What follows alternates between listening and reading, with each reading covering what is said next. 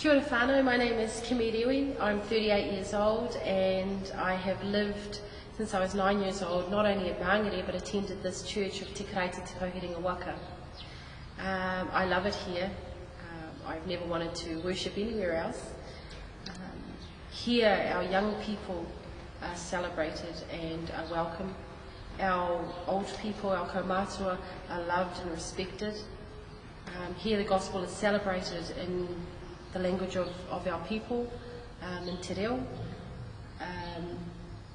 I am the leader for Te Kenehi Rangatahi, which came from an answering to my call to service with our Lord Jesus Christ, and one that has been a journey of light and growth for both myself and for the people of Te Karaiti Te Herenga Waka. If there are any young people out there that hunger to journey with Christ within their tikanga, come along.